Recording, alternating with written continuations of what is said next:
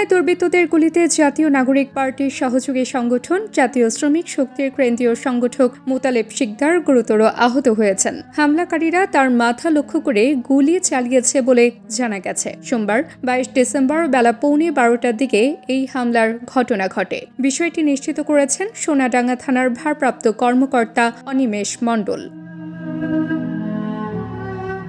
স্থানীয় সূত্রে জানা যায়, গুলিবিদ্ধ অবস্থায় মোতালেব শিকদারকে দ্রুত উদ্ধার করে খুলনা মেডিকেল কলেজ হাসপাতালে ভর্তি করা হয়। চিকিৎসকরা তার শারীরিক অবস্থাকে আশঙ্কাজনক হিসেবে উল্লেখ করেছেন। এ বিষয়ে ওসি তদন্ত অনিমেষ মণ্ডল জানান, মোতালেব নামের এক ব্যক্তিকে দুর্বৃত্তরা গুলি করলে ঘটনাস্থলে উপস্থিত লোকজন তাকে উদ্ধার করে প্রথমে খুলনা মেডিকেল কলেজ হাসপাতালে নিয়ে যায়।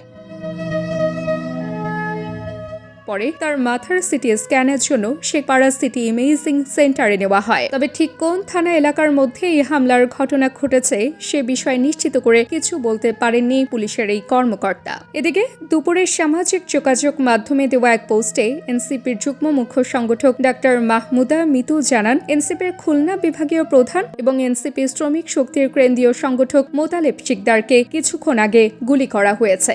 আশঙ্কাজনক অবস্থায় তাকে খুলনা মেডিকেলে নেওয়া হয়েছে।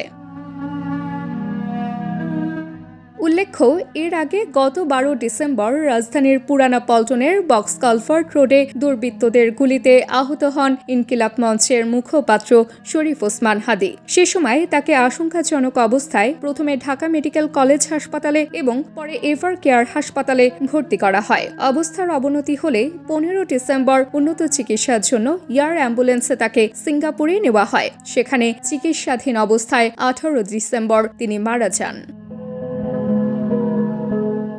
তাবাসসুম হক আনিকা, দৈনিক আওয়ার বাংলাদেশ।